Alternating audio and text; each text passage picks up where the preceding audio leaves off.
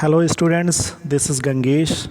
Student, today we are going to learn grammar and the chapter which we are going to read is chapter 6 of Learn Well English Grammar and Composition, and we will learn today the correct use of determiners. Okay, so आज हम लोग determiners के बारे में पढ़ेंगे. As you can see that this book is taught in class 8th and the topic is the correct use of determiners. Okay, so you can see that a determiner is a word that determines or limits the noun that follows it. अब determiners होता क्या है? determiners ये होता है कि जो आपके nouns होते हैं, ठीक है, उन्हें डेफिनेट या ये कह लीजिए उन्हें लिमिट्स में करता है. ठीक है, एक किसी चीज़ के लिए इन्हें एक लिमिटेशंस में रखता है. ठीक, अब देखिए, अब इसको एग्जांपल से समझ सकते हैं. The noun that follows it. Okay, अब वो नाउन जो इनको फॉलो करते हैं डिटर्मिनर्स को, उन्हीं को ये लिमिट्स में करता है. ठीक है, उन्हीं को ये फिक्स करता है. देखिए, अ बुक, अब सिंपल एक ऐसे बुक होता तो हम लोग नहीं समझ सकते कि क्या है. ठीक है, अभी इसमें अ बुक आ गया मतलब एक बुक. ठीक है, टू गर्ल्स होता तो हम लोग आइडिया नहीं लगा पाते कि कितने गर्ल्स हैं. अभी टू गर्ल्स. एनी बुक, हम लोग के पास आइडिया नहीं होता कि किस बुक के लिए. अभी इन्होंने कह दिया any book.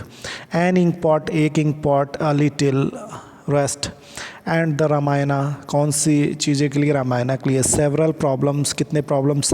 Several problem. A few difficulties, a lot of difficulties. तो आप देख रहे हैं ना कि किस तरीके से हमारे ये नाउन्स को ये लिमिट में कर रहे हैं और उसको डिटरमाइंस कर रहे हैं. ठीक है, तो इससे आपको आइडिया लग जाता है कि आखिर नाउन के बारे में क्या बोला जा रहा है, कि उनके नंबर्स कितने हैं या उनकी क्या क्वान्टिटी है. तो इससे हमें ये पता चल जाता है. चलिए आइए देखते हैं.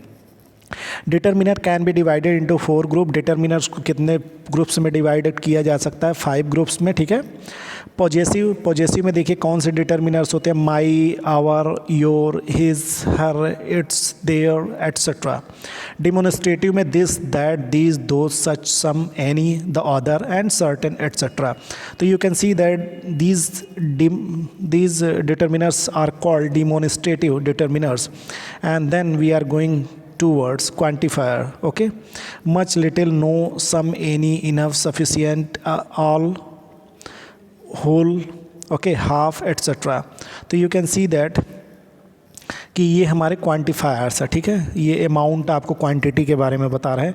न्यूमरल में डेफिनेट एंड इनडेफिनेट दो तरीके के डिटर्मिनर्स होते हैं. अब देखिए, डेफिनेट डिटर्मिनर्स वो होगा जो आपको ये पूरी की पूरी एग्जैक्ट आइडिया बता देगा कि कितने नंबर्स हैं. ठीक है, कितने नंबर्स में आपके आइटम्स या आपके नाउन्स हैं. ठीक है, और इनडेफिनेट में आप ये भी डेफिनेट ही करेंगे बट ये क्लियर आइडिया नहीं देंगे आपको कि ये क्या मतलब कितने नंबर्स हैं, कितनी क्वांटिटी है, ये क्लियर नहीं करते. आर्टिकल्स में ए एंड द, तो ये डिटर्मिनर्स है. There are 5 kinds of determiners and one is possessive, second is demonstrative, third is quantifiers, numeral and articles. Okay, so students have learned the use of most determiners in previous classes. Here we shall study in detail some of the important ones. Rules about the use of some determiner. Some, any. Both these words refer to number as well as quantity. ठीक है, as I made you understand number and quantity. Okay, so you can see here number, it means you can see numerals and definite determiners and quantifiers. तो हम सम और any को दोनों के लिए use करते हैं. सम और एनी को हम किसके लिए यूज़ कर सकते हैं? नंबर के लिए भी. ठीक है, और क्वांटिटी के लिए. अब देखिए कहाँ कैसे यूज़ कर. Some is used affirmative sentence.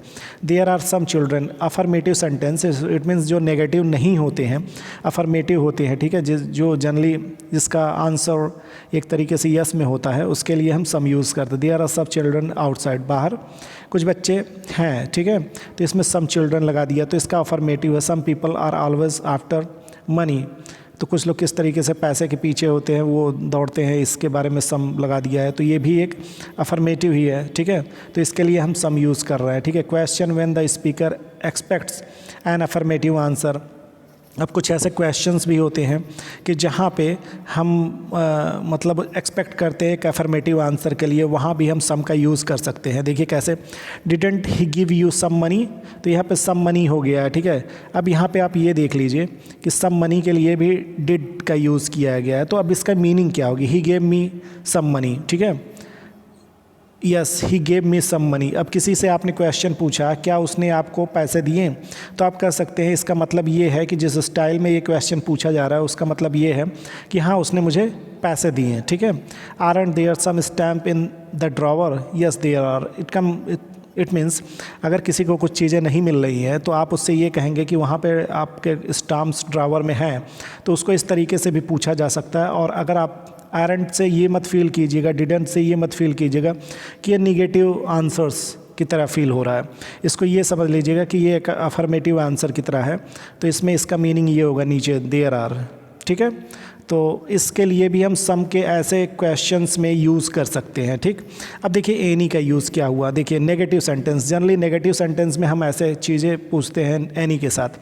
I didn't by any bread, ठीक है, तो यहाँ पे डिड नॉट लग गया तो यहाँ पे एनी का ही यूज़ होगा, सम का यूज़ नहीं होगा जनरली। ही हैज़ंट सॉल्व एनी क्वेश्चन, उसने कोई क्वेश्चन नहीं सॉल्व किया, तो हैज़ नॉट लग गया तो यहाँ पे एनी होगा, सम का यूज़ नहीं करेंगे।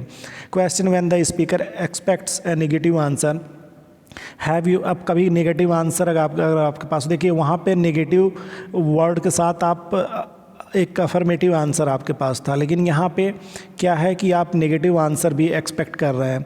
तो have you any problem, I don't have any problem, ठीक है, वो ऐसा नेगेटिव सेंस किया जा रहा है। अब इसका मतलब क्या हो गया, I don't have any problem, ठीक है। तो इस तरीके से आपका आंसर ये हो सकता है कि I don't have any problem, ठीक, कि क्या आपके पास कोई प्रॉब्लम है, नहीं मेरे पास कोई प्रॉब्लम नहीं। Are they any stamps in the drawer, no there are none. तो ये क्वेश्चन रियल में पूछा जा रहा है कि ये जानने के लिए कि क्या रियल में ड्रॉवर में कोई स्टाम्प्स हैं, तो यहाँ पे किया गया नहीं। तो समझ रहे ना किस तरीके से सम का यूज़ करेंगे, किस तरीके से एनी यूज़ करेंगे। और ऊपर वाले के क्वेश्चंस में जैसे आपने देखा था didn't he give you some money, तो यहाँ पे एक्सपेक्ट किया जा रहा है कि आपका जो आंसर होगा वो येस टाइप का होगा, ठीक है। तो उसने कहा yes he gives me some money, तो यहाँ पे इस चीज़ों पे जोड़ देना। When the speaker expect an affirmative, मतलब जो आपसे पूछ रहा है ये क्वेश्चन, जो ये क्वेश्चन पूछ रहा है, तो आपका ये आंसर वो एक्सपेक्ट कर रहा है आपसे यस में आंसर, ठीक है, तब इसी के लिए सम ये यूज़ कर रहा है, ठीक है। कोई प्रॉब्लम होगी तो आप ज़रूर कमेंट बॉक्स में लिखिएगा, ठीक। क्वेश्चन व्हेन द स्पीकर, ये तो हो ही गया है। अब affirmative sentence having the following word prevent verb. अब कुछ अफर्मेटिव सेंटेंस में ये होता है कि कुछ फॉलोइंग वर्ड्स हैं इसमें नीचे के सेंटेंसेस में प्रिवेंट वर्ब की तरह यूज़ किया गया, विदाउट प्रपोजिशन की तरीके से, हार्डली, स्केयर्सली ये एडवर्ब की तरह। अब देखिए I have hardly any leisure nowadays. अब इसमें क्या हार्डली किस तरीके से यूज़ किया गया है, यहाँ पे हार्डली यूज़ किया एज एन एडवर्ब कि किस तरीके से वो टाइम इस तरीके से स्पेंड कर रहे हैं इस समय, कि we did the work without any difficulty, हम किस तरीके से वर्क कर रहे हैं विदाउट एनी डिफ़िकल्टी। तो ये विदाउट यहाँ पे किस तरीके से लगा हुआ है, एज ए प्रेपोजिशन, ठीक है, प्रेपोजिशन की तरह। तो ये देख रहे हैं ना कि वर्ब के एडवर्ब के साथ भी एनी का यूज़ किया गया है, प्रेपोजिशन के साथ भी एनी का यूज़ किया जा रहा है, एंड वर्ब के साथ भी एनी का यूज़ किया जा रहा है, ठीक है। तो इस तरीके के इस टाइम पे भी आप एनी का यूज़ कर सकते हैं। Phrases having the sense of no matter which, जब आपके पास सेंस होता है कि नहीं कोई मतलब मैटर नहीं करता है कि उसकी क्या नंबर्स है, क्या क्वांटिटी है, तो उस टाइप में आप ऐसी चीज़ों का यूज़, फ्रेजेस का यूज़ करते हैं। इन एनी केस, ठीक है, किसी भी केसेस में, कोई ये फिक्स नहीं है कि एक इसी मैटर में। एट एनी रेट, किसी भी रेट में। ऑन एनी डे, किसी भी डे में। एट एनी आवर, किसी भी टाइम में। तो ऐसे टाइम में क्या होता है जब आपके पास नो मैटर विच, मतलब इसमें कोई सिलेक्शन चूज़ नहीं करना होता है, तो आप ऐसे फ्रेजेस में भी किस तरीके से एनी का यूज़ करते हैं। You can come on any day, किसी भी दिन आप आ सकते हैं। तो ऑन एनी डे, तो ऐसे चीज़ों में जब आपके पास कोई मैटर ही ना हो तो उसमें सम मत लगा के एनी ही यूज़ होगा। You are welcome at any hour, किसी भी टाइम आप आ सकते हैं, ठीक है। तो इसमें किस तरीके से एनी का यूज़ हुआ है। फ्रेज और क्लॉज ऑफ कंडीशन, कभी कभी हमारे पास कुछ कंडीशनल क्लॉज होते हैं, तो उसमें क्या है, उसमें देखिए I shall help you in case of any difficulty, कि मैं आपकी हेल्प करूँगा किसी भी डिफ़िकल्टी में, मतलब चाहे जो हो, बट मैं आपकी हेल्प करूँगा। तो ऐसे फ्रेजेस अगर आप बनाते हैं तो किस तरीके से एनी को, इन केस ऑफ एनी, ठीक है, तो किसी भी कंडीशन में, तो एनी का यूज़ किस तरीके से किया गया है यहाँ पे, ये देखिएगा।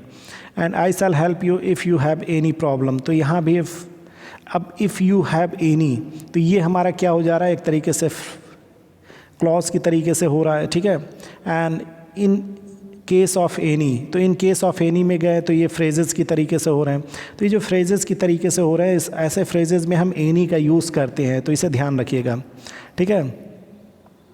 अब इसमें सम का यूज़ हम नहीं करते। Remember that we never use no with any, कभी हमें नो के साथ एनी नहीं यूज़ करना है। जैसे देखिए यहाँ पे कुछ एग्जांपल्स दिए गए हैं। ही डिड नो वर्क, उन्होंने कोई काम नहीं किया, ठीक है, तो हम ही डिड नो वर्क, ये सही है। He did not do any work, ये भी सही है, क्योंकि डिड नॉट है तो इसके साथ एनी यूज़ आ गया, ठीक है।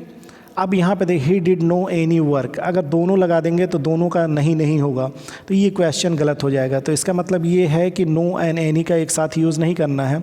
There were no girl in the class, तो ये भी सही है कि no girls in the class. There were not any girl, were not है तो नेगेटिव सेंस है इसमें, तो हम इसमें किस एनी का यूज़ किए, बट यहाँ पे नो एनी गर्ल्स नहीं लगेंगे, तो नो एनी का एक साथ यूज़ मत कीजिएगा कभी भी स्पीकिंग और राइटिंग में। अब यहाँ पे ये आपका ये जो वीडियो था, ये आगे हम कंटिन्यू करेंगे फ्यू और लिटिल से। अभी के लिए इतना ही, थैंक यू।